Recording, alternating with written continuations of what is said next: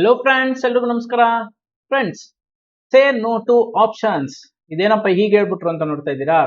Friends, say no to options ಅನ್ನೋ title ಮುಖಾಂತರ ಈ ವಿಡಿಯೋನ ಸ್ಟಾರ್ಟ್ ಮಾಡ್ತಾ ಇದ್ದೀನಿ. ಫ್ರೆಂಡ್ಸ್, ನಿಮ್ಗೆಲ್ಲ ಗೊತ್ತಿರಂಗೆ ಟ್ರೇಡಿಂಗ್ ಅಕೌಂಟ್ ನ ನೀವು ಲಾಗಿನ್ ಮಾಡಬೇಕು ಅಂತಂದ್ರೆ ಸೆಬಿ ಅವರು ಹೊಸದಾಗಿ ಒಂದು ಡಿಸ್ಕ್ಲೈಮರ್ ನ ಆಡ್ ಮಾಡಿದ್ದಾರೆ. ಅದಕ್ಕೆ ನೀವು ಅಪ್ರೂವ್ ಮಾಡಿ ಫರ್ದರ್ ಲಾಗಿನ್ ಆಗ್ಬೇಕಾಗುತ್ತೆ. 9 out of 10 traders are losing money in F&O segment. ಅಂದ್ರೆ ಫ್ಯೂಚರ್ ಅಂಡ್ ಆಪ್ಷನ್ ಸೆಗ್ಮೆಂಟ್ ಅಲ್ಲಿ 10 ಜನ ಟ್ರೇಡ್ ಮಾಡ್ತಾ ಇದ್ರೆ 9 ಜನ ಹಣನ ಕಳ್ಕೊಳ್ತಾ ಇದ್ದಾರೆ ಅಂತ ಅಂದ್ಬಿಟ್ಟು ಸೆಬಿ ಅವರು ಮೆನ್ಷನ್ ಮಾಡ್ತಾ ಇದ್ದಾರೆ. ಅದು ನಿಮ್ಗೆ ಗೊತ್ತಿರ್ಲಿ ಅಂತ. ಸೊ ಈ ತರ ಯಾಕೆ ಆಗ್ತಾ ಇದೆ ಆಪ್ಷನ್ಸ್ ಅಲ್ಲಿ ಮತ್ತೆ ಫ್ಯೂಚರ್ಸ್ ಅಲ್ಲಿ? ನಾನು ಇವತ್ತು ಈ ವಿಡಿಯೋದಲ್ಲಿ ಆಪ್ಷನ್ಸ್ ಅಲ್ಲಿ ಟ್ರೇಡ್ ಮಾಡಿದ್ರೆ ಏನಾಗುತ್ತೆ ಅಂತ ಅಂದ್ಬಿಟ್ಟು, ಯಾಕೆ ದುಡ್ಡನ್ನ ಕಳ್ಕೊಳ್ತಾ ಇದ್ದಾರೆ ರಿಟೇಲರ್ಸ್ ಅಂತ ಒಂದು ಸ್ಮಾಲ್ ಎಕ್ಸಾಂಪಲ್ ಮುಖಾಂತರ, ಪ್ರಾಕ್ಟಿಕಲ್ ಎಕ್ಸಾಂಪಲ್ ಮುಖಾಂತರ ನಿಮ್ಗೆ ತೋರಿಸ್ತೀನಿ. ನೋಡಿ,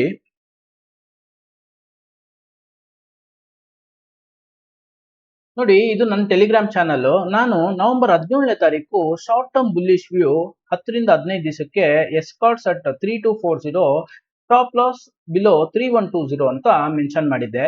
ಫ್ರೆಂಡ್ಸ್, ನಾನು ನನ್ನ ಟೆಲಿಗ್ರಾಮ್ ಚಾನಲ್ ಮಾಡಿರೋ ಉದ್ದೇಶ ಏನಪ್ಪಾ ಅಂತಂದ್ರೆ, ನಾನು ಶಾರ್ಟ್ ಟರ್ಮ್ಗೆ ಮತ್ತೆ ಲಾಂಗ್ ಟರ್ಮ್ಗೆ ಒಂದೊಂದೇ ಸ್ಟ್ರಾಟಜಿ, ಶಾರ್ಟ್ ಟರ್ಮ್ ಒಂದು ಸ್ಟ್ರಾಟಜಿ, ಲಾಂಗ್ ಟರ್ಮ್ ಒಂದು ಸ್ಟ್ರಾಟಜಿ, ಇದನ್ನ ಯೂಸ್ ಮಾಡ್ತಾ ಇದ್ದೀನಿ. ಅದನ್ನ ಯಾರಾದ್ರೂ ಕಲಿಬೇಕು ಅಂತಂದ್ರೆ ಇಲ್ಲಿ ಅವ್ರಿಗೆ ಪ್ರೂಫ್ ಇರುತ್ತೆ ಯಾವ ಸ್ಟ್ರಾಟಜಿನ ನಾವು ಕಲಿಸ್ತೀವಿ.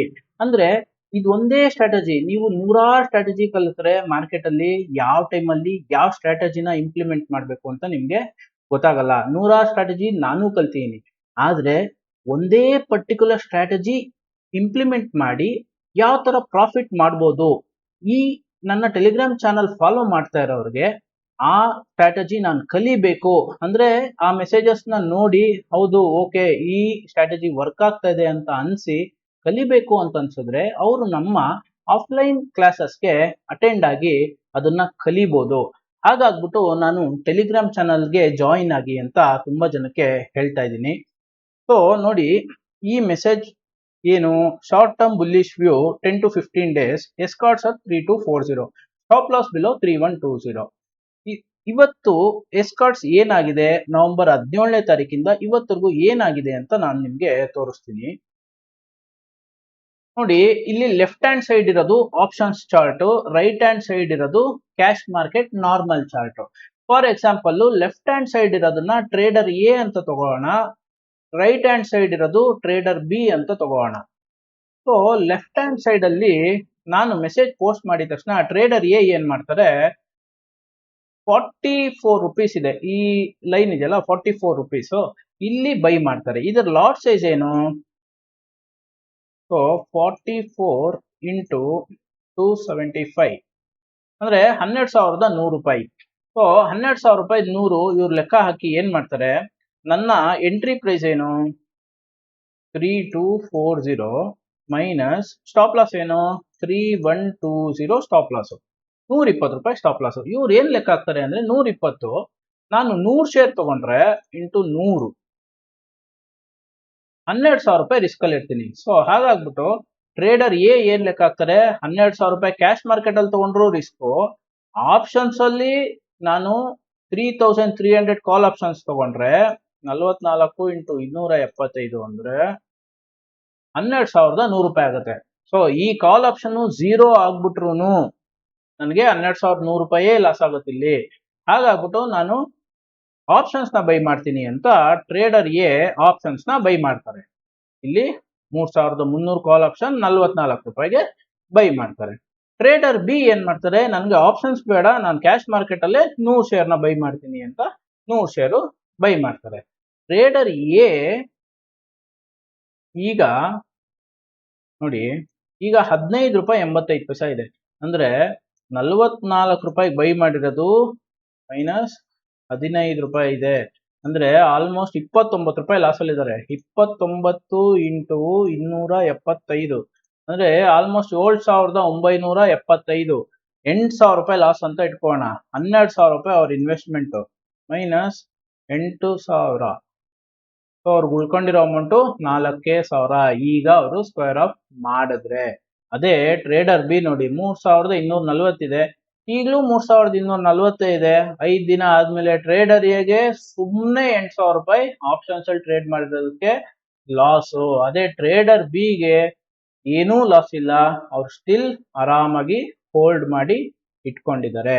ಆದ್ರೆ ಟ್ರೇಡರ್ ಎ ಅವಾಗ ಇನ್ವೆಸ್ಟ್ ಮಾಡ್ಬೇಕಾದ್ರೆ ಏನ್ ಯೋಚನೆ ಮಾಡಿರ್ತಾರೆ ಅಂದ್ರೆ 12,000 ರೂಪಾಯಿ ನನಗೆ ಇನ್ವೆಸ್ಟ್ಮೆಂಟ್ ಅಷ್ಟೇ. ಟ್ರೇಡರ್ ಬಿಗೆ 3,24,000 ಬೇಕು. ಹಾಗಾಗ್ಬಿಟ್ಟು ಟ್ರೇಡರ್ ಎ ನಾನು ಆಪ್ಷನ್ಸ್ ಬೈ ಮಾಡ್ತೀನಿ ಅಂತ ಆಪ್ಷನ್ಸ್ ನ ಬೈ ಮಾಡಿದ್ದಾರೆ. ಆದ್ರೆ ಟ್ರೇಡರ್ ಬಿ 3,24,000 ಇನ್ವೆಸ್ಟ್ ಮಾಡಿದ್ದಾರೆ. ಸೊ ಫ್ರೆಂಡ್ಸ್, ನಿಮ್ಗೆಲ್ಲ ಹೇಳೋದಕ್ಕೆ ಇಷ್ಟಪಡ್ತೀನಿ, ಈಗ ಎಕ್ಸ್ಚೇಂಜ್ ಕಡೆಯಿಂದ ಮತ್ತೆ NSE ಕಡೆಯಿಂದ, ಬ್ರೋಕರ್ ಕಡೆಯಿಂದ ನಿಮ್ಗೆ EMF ಮತ್ತೆ MTF ಅಂದ್ರೆ ಎಕ್ಸ್ಚೇಂಜ್ ಮಾರ್ಜಿನ್ ಫಂಡ್ ಮತ್ತೆ ಮಾರ್ಜಿನ್ ಟ್ರೇಡೆಡ್ ಫಂಡ್ ಅಂತ ಕೊಡ್ತಾರೆ. ಅಲ್ಲಿ ನಿಮ್ಗೆ 20 to 25% ನಿಮ್ಮ ಅಮೌಂಟ್ ಇದ್ರೆ ಸಾಕು, ಮಿಕ್ಕಿದ ಅಮೌಂಟ್ ಬ್ರೋಕರ್ಸ್ ಕಡೆಯಿಂದ ನಿಮ್ಗೆ ಫಂಡಿಂಗ್ ಮಾಡ್ತಾರೆ. ಆ ಫಂಡೆಡ್ ಅಮೌಂಟ್ಗೆ ನೀವು ಸ್ವಲ್ಪ ಇಂಟ್ರೆಸ್ಟ್ ನ ಪೇ ಮಾಡಿದ್ರೆ ನೀವು ಎಷ್ಟು ದಿನ ಬೇಕಾದ್ರೂ ಆ ಸ್ಟಾಕ್ಸ್ ನ ಇಟ್ಕೊಬಹುದು. ಸೊ ಹಾಗಾಗ್ಬಿಟ್ಟು ಕ್ಯಾಶ್ ಮಾರ್ಕೆಟ್ ಅಲ್ಲಿ ಇಲ್ಲಿ ನನ್ನ ಹತ್ರ ಅಷ್ಟೊಂದು ದುಡ್ಡಿಲ್ಲ ಅಂತಂದ್ರೆ ನೀವು ಆ ಫೆಸಿಲಿಟಿ ಕೂಡ ಯೂಸ್ ಮಾಡ್ಕೊಂಡು ಬೈ ಮಾಡ್ಬೋದು. ಇಷ್ಟಿಷ್ಟು ಅಂದ್ರೆ 12,000 ರೂಪಾಯಿಗೆ 8,000 ರೂಪಾಯಿ ಲಾಸ್ ಅಂತಂದ್ರೆ ಆಲ್ಮೋಸ್ಟ್ 75% ಲಾಸ್ ಮಾಡ್ಕೊಳ್ಳೋದಕ್ಕಿಂತ ಸ್ವಲ್ಪ ಅಮೌಂಟ್ ಜಾಸ್ತಿ ಹಾಕಿ. ಅಂದ್ರೆ ಇವಾಗ ನೋಡಿ, ಮಾರ್ಜಿನ್ ಫಂಡ್ ಅಲ್ಲೇ ನಾನು ತಗೊಂಡೆ ಅಂದ್ರೂ 3,240 ಇಂಟು 100 3,24,000 ಇಂಟು 20% ಆಲ್ಮೋಸ್ಟ್ 64,800 ರೂಪಾಯಿ ನಾನು ಇನ್ವೆಸ್ಟ್ ಮಾಡಿ ಈಗ ನಾನು ಸೇಫ್ ಆಗಿದ್ದೀನಿ. ಕ್ಯಾಶ್ ಮಾರ್ಕೆಟ್ ಅಲ್ಲಿ ಇರೋದಕ್ಕೆ ನನ್ನ ಅಮೌಂಟು ಸೇಫ್ ಆಗಿದೆ. ಅದೇ ಎಫ್ ಅಂಡ್ ಅಂದ್ರೆ ಆಪ್ಷನ್ಸ್ ಅಲ್ಲಿ ಮಾಡಿರೋದಕ್ಕೆ ನಾನು 12,000 ರೂಪಾಯಿ ಇನ್ವೆಸ್ಟ್ ಮಾಡಿರೋದಕ್ಕೆ ಈಗ ಆಲ್ರೆಡಿ 8,000 ರೂಪಾಯಿ ಲಾಸ್ ಇದೆ. ಸೊ ಇದಕ್ಕೋಸ್ಕರನೇ ಆಪ್ಷನ್ಸ್ ಅಲ್ಲಿ ನಿಮ್ಗೆ ಲಾಸಸ್ ಜಾಸ್ತಿ ಆಗ್ತಾನೆ ಇರುತ್ತೆ. ಒಂದ್ಸಲಿ ನೀವು ಆಪ್ಷನ್ಸ್ಗೆ ಅಂತ ಎಂಟ್ರಿ ಆದ್ರೆ ಮತ್ತೆ ಕ್ಯಾಶ್ ಮಾರ್ಕೆಟ್ ಕಡೆ ಬರೋದು ತುಂಬಾ ಕಷ್ಟ. ಯಾಕೆಂದ್ರೆ ಆಪ್ಷನ್ಸ್ ಅಲ್ಲಿ ಒಂದೊಂದ್ಸಲಿಗೆ ಹೋಗ್ತಾನೆ ಇರುತ್ತೆ.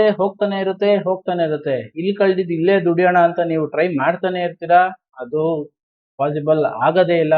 ಸೊ ನೀವು ಕ್ಯಾಶ್ ಮಾರ್ಕೆಟ್ಗೆ ಬರಲ್ಲ, ಮಾರ್ಕೆಟ್ ಇಂದ ಡೈರೆಕ್ಟ್ ಆಗಿ ಎಕ್ಸಿಟೇ ಆಗೋ ಚಾನ್ಸಸ್ ಇರುತ್ತೆ. ಸೊ ಫ್ರೆಂಡ್ಸ್, ಈ ವಿಡಿಯೋ ನಿಮ್ಗೆಲ್ಲ ಇಷ್ಟ ಆಗಿದೆ ಮತ್ತೆ ನಾನು ಏನ್ ಇನ್ಫಾರ್ಮೇಶನ್ ಕೊಡ್ತಾ ಇದ್ದೀನಿ ಅದು ಚೆನ್ನಾಗಿದೆ ಮತ್ತೆ ಕರೆಕ್ಟ್ ಆಗಿದೆ ಅಂತ ಅನ್ಸಿದ್ರೆ ನನ್ನ ಈ ವಿಡಿಯೋನ ಲೈಕ್ ಮಾಡಿ, ಶೇರ್ ಮಾಡಿ ಮತ್ತೆ ನನ್ನ ಯೂಟ್ಯೂಬ್ ಚಾನಲ್ಗೆ ಸಬ್ಸ್ಕ್ರೈಬ್ ಮಾಡಿ ಅಂತ ಹೇಳ್ತಾ ನನ್ನ ಈ ವಿಡಿಯೋನ ಮುಗಿಸ್ತಾ ಇದ್ದೀನಿ. Thank you friends.